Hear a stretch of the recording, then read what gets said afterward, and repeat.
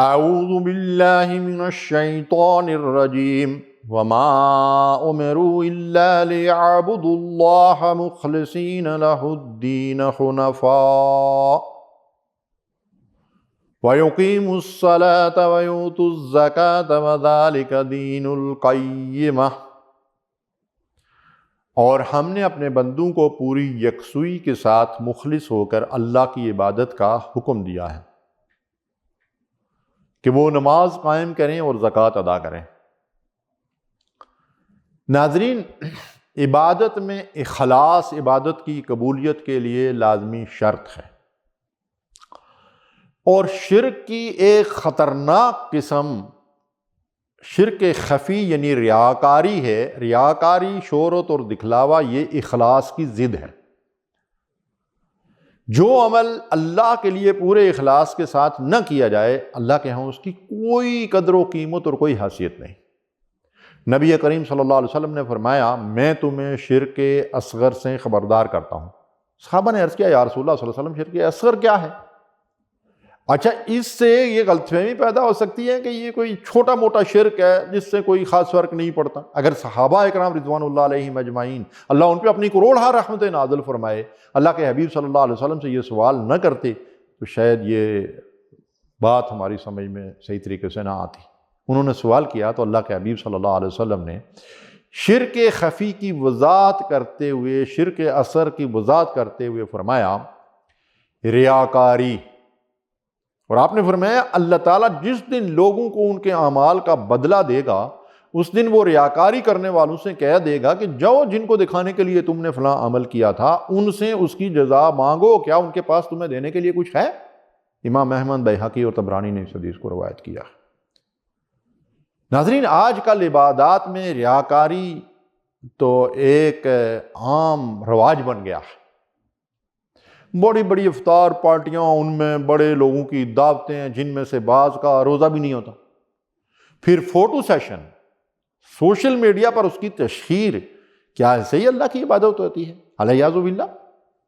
حج عمرے پر جانے والوں کی اکثریت لمحہ بہ لمحہ ہر امر کی تصویر بناتے اور اسے سوشل میڈیا پر شیئر کرتے ہیں۔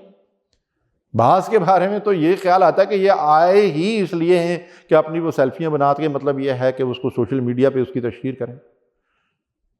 اللہ کے نبی صلی اللہ علیہ وسلم نے فرمایا، من صلی یرائی فقد اشرک ومن تصدق یرائی فقد اشرک، او کما قال صلی اللہ علیہ وسلم، جس نے دکھلاوے کے لیے نماز پڑھی اس نے شرک کیا، اور جس نے دکھلاوے کے لیے صدقہ کیا اس نے شرک کیا۔ اب یہاں تھوڑی سی دکھلاوے کی مطلب ہے کہ ایک وضاحت بھی رسول اللہ صلی اللہ علیہ وسلم نے فرمائی ہے، اس کو سمجھ لیجئے۔ ایک موقع پر آپ نے فرمایا کہ ایک آدمی نماز شروع کرتا ہے، اور نماز اس نے بڑے خشوع اور خضوع اور اخلاص کے ساتھ شروع کی ہے، لیکن نماز کے دوران اس کے پاس کوئی آدمی آ گیا جو اس کی طرف دیکھ رہا ہے، وہ اس کا جان پہچان والا ہے۔ اس نے اس کو دیکھنے کے بعد اپنی نماز کو مزید بنا سنوار کر پڑھنا شروع کر دیا، تو یہ دکھلاوا اور ریاکاری ہے، اس لیے کہ اب یہ نماز اللہ کے لیے نہیں بلکہ اس شخص کو جس کے دکھانے کے لیے ہے اس کے لیے پڑھی گئی ہے، اور قیامت کے دن یہ رائے گاہ چلی جائیں گی۔ استغفر اللہ۔ حضرت معاذ رضی اللہ تعالیٰ عنہ قبر نبوی کے پاس سے گزرے تو رو رہے تھے۔ حضرت عمر رضی اللہ تعالیٰ عنہ تشریف لائے تو پوچھا کہ معاذ رونے کا سبب کیا ہے؟ تو آپ رضی اللہ تعالیٰ عنہ نے فرمایا، مجھے اللہ کے نبی صلی اللہ علیہ وسلم کی یہ بات رلا رہی ہے کہ تھوڑی سی ریاکاری بھی شرک۔ شرک خفی یعنی ریاکاری کے متعلق نبی صلی اللہ علیہ وسلم نے فرمایا، یہ شرک انسان کے عمل میں یوں داخل ہوتا ہے جس طرح ایک سیاہ رنگ کی چیونٹی رات کے اندھیرے میں ایک سیاہ پتھر یا چٹان پر چل رہی ہو، نہ تو آدمی اسے دیکھ سکتا ہے نہ اس کی رفتار کو محسوس کر سکتا ہے۔ اس طرح یہ شرک خفی انسان کے باطن کے اندر داخل ہوتا ہے، اس کے عقیدے کو خراب کرتا ہے، اس کے عمل کو برباد کرتا ہے۔ ناظرین، اسی لیے تو اللہ تعالیٰ کے رسول صلی اللہ علیہ وسلم نے اس شرک کو انتہائی خطرناک شرک قرار دیا ہے۔ اخلاص فی العمل کا تقاضا یہ ہے کہ فرائض کے علاوہ تمام عبادات کو اس طرح چھپا کر کیا جائے جیسے آدمی اپنے گناہوں کو چھپاتا ہے۔ سلف صالحین کا یہی طریقہ تھا، وہ نوافل عبادات کو گناہوں کی طرح چھپا کر کرتے تھے، ان کی تشہیر نہیں کرتے تھے۔ مشہور حدیث ہے جس میں 3 لوگوں کے متعلق حضور صلی اللہ علیہ وسلم نے فرمایا کہ قیامت کے دن ان کے اعمال ریاکاری کی وجہ سے برباد ہو جائیں گے اور ان لوگوں کو جہنم میں جھونک دیا جائے گا۔ ایک ان میں سے عالم دین ہوگا، دین کا عالم ہوگا، اللہ تعالیٰ اسے بلائیں گے اور اسے پوچھیں گے کہ میں نے تجھے علم دیا تھا، تو نے کیا کیا؟ تو وہ کہے گا یا اللہ میں نے تیرے دیے ہوئے اس علم کو دوسروں تک پہنچایا، دوسروں کی تعلیم و تربیت کی، دعوت کا کام کیا، قرآن لوگوں کو پڑھایا، درس و تدریس میں ساری زندگی گزاری۔ اللہ فرمائے گا تو نے دنیا میں اپنی واہ واہ کی، اس لیے اللہ تو دل کے بیدو سے واقف ہے، نیتوں سے واقف ہے، انما الاعمال بالنیات، اعمال کی قبولیت کا دارمدار تو نیتوں پر ہے، دل کے ارادوں پر ہے۔ تو وہ عالم الغیب جو نیتوں کا جاننے والا ہے وہ اس شخص کو جواب دے گا کہ تو نے صرف اس لیے یہ سب کچھ کیا تھا کہ لوگ تجھے عالم، علامہ، حضرت، پیر، غوث، کتب، پتہ نہیں کیا کیا کہیں۔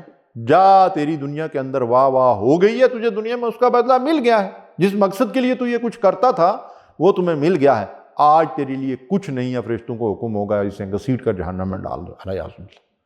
دوسرا شخص ہوگا سخی انسان، صحابت اللہ کو بڑی پسند ہے، بڑی تعریفیں قرآن اور حدیث میں اس کی موجود ہیں، لیکن اس نے سخاوت کس لیے کی، فیاضی کے دریا کس لیے بہاتا رہا، لوگوں کی مدد اور سبیلیں کس لیے لگاتا رہا؟ اللہ تعالیٰ اس سے سوال کرے گا میں نے تجھے مال دیا تھا، دولت دی تھی، کیا کیا تو نے؟ وہ کہے گا تیرے راستے میں خرچ کیا، اتنی مسجدیں بنائی، اتنے مدرسے، اور یہ کیا اور یہ کیا۔ اللہ فرمائے گا تو نے اس لیے کیا تھا کہ لوگ تجھے سخی کہیں، جی بڑی سخاوت کرنے والا ہے، تو دنیا کی واہ واہ کے لیے یہ سب کچھ کرتا تھا، وہ واہ واہ دنیا میں ہو گئی، فرشتوں کو حکم اٹھا اسے جہنم میں ڈال دو، علیہ باللہ۔ تیسرا شہید، بظاہر ہماری نظروں میں اللہ کے راستے میں اپنی جان قربان کر دینے والا، خون بہا دینے والا، لیکن اللہ اس سے پوچھیں گے ہاں میں نے تجھے قوت اور طاقت دی تھی، جادی صلاحیت تھی، کیا کیا؟ کہے گا کہ یا اللہ میں نے اتنے تیرے دشمنوں کو قتل کیا، ان کا خون بہایا، اور پھر تیرے راستے میں اپنی جان بھی دے دی۔ اللہ تعالیٰ فرمائے گا نہیں، تو اس لیے لڑتا تھا کہ تیرے قبیلے کی شہرت ہو، تیری شہرت ہو، لوگ تجھے بہادر کہیں، وہ واہ واہ ہو گئی دنیا میں، فرشتوں کو حکم کا اٹھا اسے جہنم ڈال دو، علیہ باللہ۔ ناظرین، ریاکاری بدترین شرک ہے جو اعمال کو برباد کر کے رکھ دیتا ہے۔ ہمیں چاہیے کہ ہر عمل پورے اخلاص کے ساتھ صرف اور صرف اپنے رب کو راضی کرنے کے لیے کریں۔ اللہم وفقنا لما تحب وترضى، اللہم ارنا الحق حقا وارزقنا اتباعہ وارنا الباطل باطلا وارزقنا اجتنابہ۔